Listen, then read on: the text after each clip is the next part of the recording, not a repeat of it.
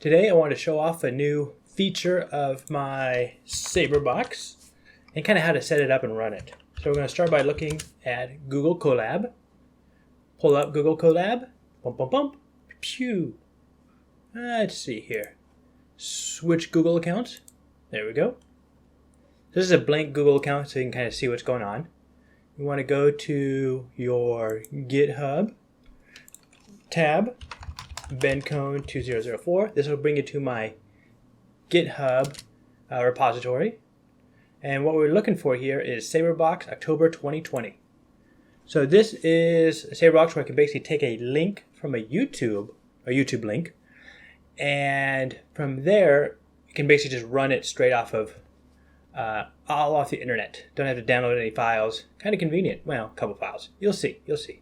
So here is my Saber Box, and here is the link. So the idea here then is you're going to take a link. You can put in your own link. And if I go over to a YouTube, look at this link. This is about from, I think, 2019, Düsseldorf. And the idea here is it'll take this clip and then put it into the Saber Box to be analyzed. So the way to kind of get a clip is you scroll the video to where you want, and so right about here you click pause it, then you do copy video at current time.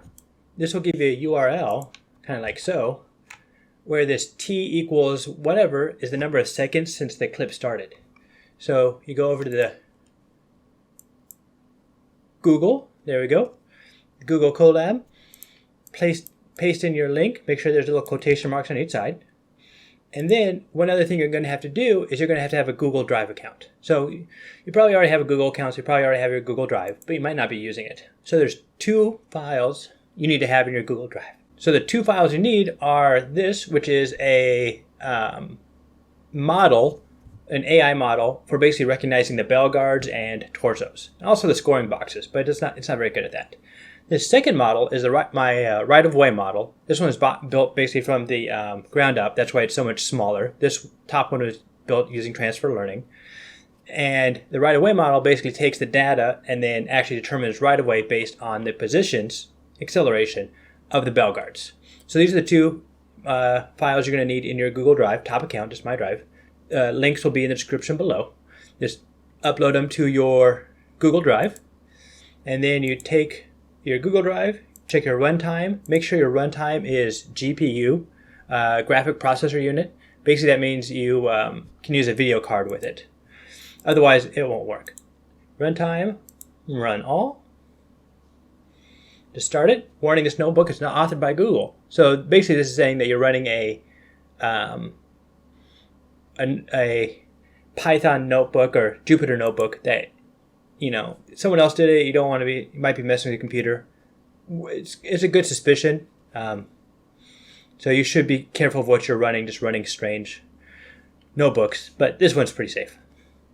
Yep, this is going to authorize access to your Google account, which you should be wary of in general. So you're allowing it to basically create and change files. So we copy the code. Go back here, paste in the code, and then the file just starts running. So here, it's then going to run through the program. I'll show you the part where it basically takes the part of the program right here, which we'll do with the link. The YouTube link is basically you have your link up here, does some formatting, get some information, and then down here at this line, it's actually going to use an import called YouTube Downloader that will download the link. So basically it's going to download the entire 11 minutes, 40 seconds here.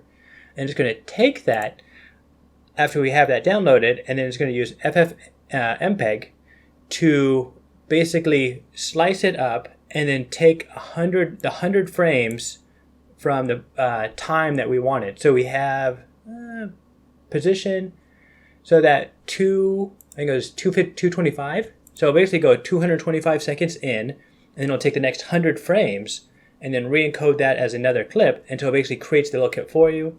It calls it file name 999, just so that I don't get it confused with the other previous ones I have, and then it just continues running.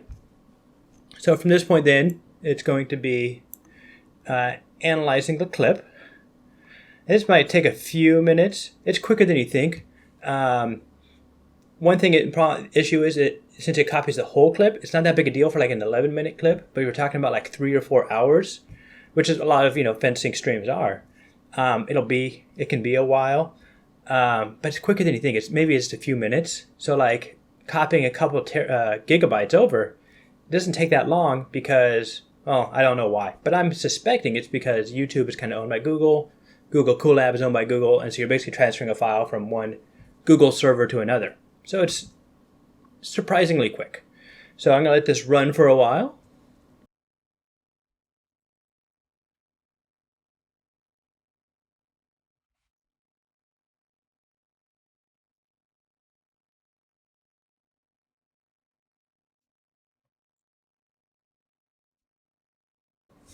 Excellent. That wasn't too bad. So now it has automatically downloads a video file, which is kind of good. It shows you the clip, and it shows you the overlay of what's being tracked. So take a look at this real quick. So make it big.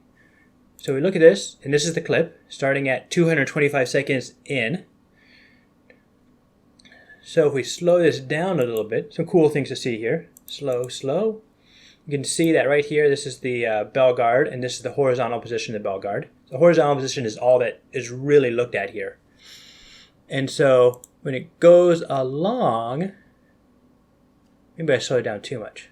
There we go. And then they come together, and then this shows when the lights go off. That's just an assumption, because it basically says the lights go off whenever the bell guards get close enough. So it's just saying bell guards are kind of close, we'll assume 2 lights. That way it doesn't have to worry so much about tracking the box. And then we can kind of see here that the right bell guard switches over to the left, and then the left bell guard just tracks off to infinity, goes way off to the back. It doesn't matter, because the only thing that's really accounted for right-of-way, at least in this model, is up until the lights go off. So once the lights go off, everything else doesn't matter. So things, positions go everywhere. It's all right. Don't worry about it. So that's the file, and it's good to watch this because you want to make sure that the bell guards kind of line up.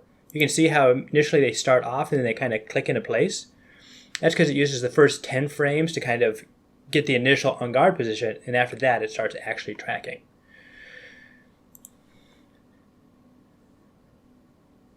So it's good to watch this to make sure that they kind of line up, because if the bell guards aren't lining up well, then it's basically only putting bad data in the model. And if you put in bad data, you're going to get out bad data as well. And taking a real quick look at the Google Drive, the notebook automatically creates some folders: projects, fencing clips, left touch. And you can see here, this is where the clip is down saved. And then it creates vector clips. This is basically just a CSV file, comma, separated values. Basically just values separated by commas. And after that, just tells you the positions. And after the positions, it uses that to create the speed, basically finding the difference between values, the derivative with respect to time, which is actually the derivative with respect to frames, but they're similar enough. Then it uses that to find the acceleration, which is actually then plugged in to the right-of-way model. So if we look back at our model, this gives you a bunch of times, and at the bottom here, it gives you the prediction where it says left touch, 99% sure, right, 0, 0. So this is pretty confident that the touch right here was left touch. Which, yeah, I'd probably agree with that. So that's the Saber Box. That's how I can use, or you can use too, a link, like from a YouTube link, plug it in, and just analyze it on the computer without downloading anything. So nice little feature. Thought it worked out well. Hope you enjoyed. See you next time.